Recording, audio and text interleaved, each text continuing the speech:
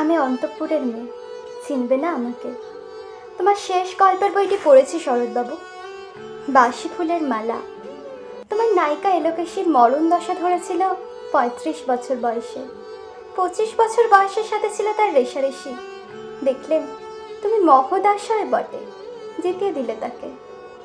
নিজের কথা বলি, বয়স আমার অল্প, একজনের মন ছুঁয়েছিল আমার এই কচি বয়সের মায়া। তাই যেন পুলক লাগতো আমার দেহে। আমি ভুলে গিয়েছিলেন অত্যন্ত সাধারণ মেয়ে আমি। তোমাকে দোহাই দিই, একটা সাধারণ মেয়ের গল্প লেখো তুমি। বড় দুঃখ তারও স্বভাবের গভীরে অসাধারণ যদি কিছু তলিয়ে থাকে, কেমন করে প্রমাণ করবে সে? এমন কজন মেলে যারা তা ধরতে পারে? কাঁচা বয়সে জাদু লাগে ওদের চোখে, মন যায় না সত্যের খোঁজে। আমরা বিকিয়ে যাই মরিচিকার দামে। কথাটা কেন উঠলো তা বলি। মনে করো তার নাম নরেশ।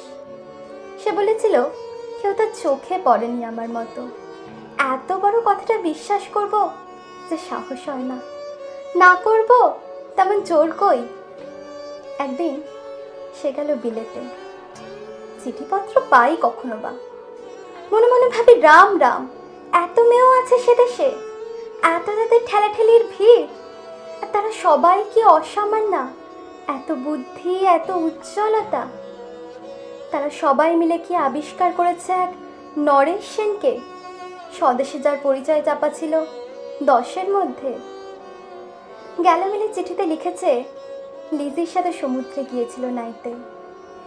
বাঙালি কবির কবিতার কয়েক লাইন দিয়েছেও তুলে, সেই যেখানে উঠবসে উঠছে সমুদ্র থেকে। বালির পর বসলো পাশাপাশি, সামনে দুলছে নীল সমুদ্রের ঢেউ, আকাশে ঝরানো নির্মল সূর্যালোক। লিজ তাকে খুব আস্তে আস্তে বললে, এই সেদিন তুমি এসেছো, 2 দিন পরে যাবে চলে। ঝিনুকের 2টি খোসা, মাঝখানটুকু ভরা থাক একটুকু নীলের অশ্রুবিন্দু দিয়ে। দুর্লভ, মূল্যহীন। কথা বলবার কি অসামান্য ভঙ্গি। সেই সঙ্গে নরেশ লিখেছে, কথাগুলো যদি বানানো হয় দোষ কি, কিন্তু চমৎকার। হিরে বসানো সোনার ফুলকে সত্য, কিন্তু তবুও কি সত্য নয়? বুঝতেই পারছো।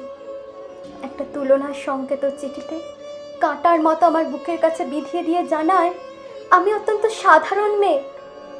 মূল্যবানকে পুরো মূল্য চুকিয়ে দিই এমন ধন নেই আমার হাতে। ওগো, না হয় তাই হলো, না হয় ঋণই রইলেম চিরজীবন। পায়ে পড়ি তোমার শরৎবাবু, একটা সাধারণ মেয়ের গল্প লেখো তুমি। নিতান্তই সাধারণ মেয়ের গল্প, যে দুর্ভাগিনীকে দূরের থেকে পাল্লা দিতে হয় অন্তত 5-7 জন অসামান্যার সাথে, অর্থাৎ সপ্তরথিনীর মার। বুঝেছি, কপাল ভেঙেছে, হার হয়েছে আমার। কিন্তু তুমি যার কথা লিখবে তাকে জিতিয়ে দিও আমার হয়ে। পড়তে পড়তে বুক যেন ওঠে ফুলে, ফুলচন্দ্রপুর তোমার কলমের মুখে। তাকে নাম দিও মালতী।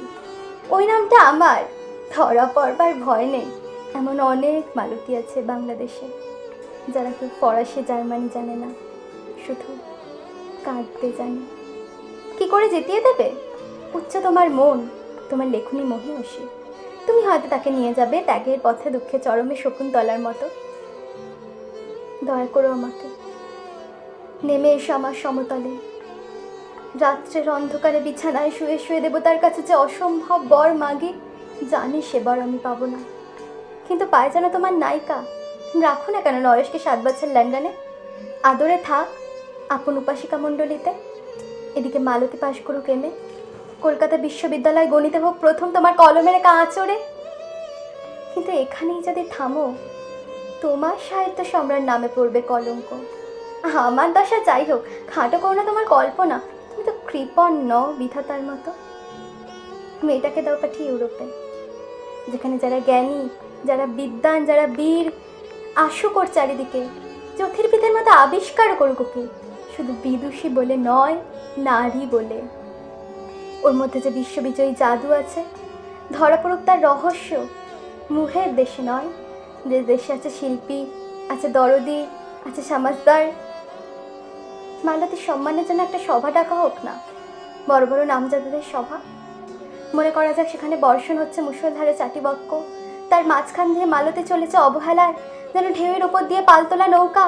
ওর চোখ দেখে সবাই করছে কানাকানি, বলছে ভারতবর্ষের সজল মেঘ তার উজ্জ্বল রৌদ্র মিলেছে ওর মোহিনী দৃষ্টিতে। এখানে জনান্দ্রীকে বলে রাখি, সৃষ্টিকর্তার প্রসাদ সত্যিই আছে আমার চোখে, বলতে হলো নিজে মুখেই। এখনো কোনো ইউরোপীয় রসকের সাক্ষাৎ ঘটেনি কপালে। নরেশ সে দাঁড়াক এক কোণে, আর তার সেই অসামান্যা মেয়ের দল। হ্যাঁ, তারপরে আমার নোটের সাতটি মুড়লো, স্বপ্ন আমার ফুরলো।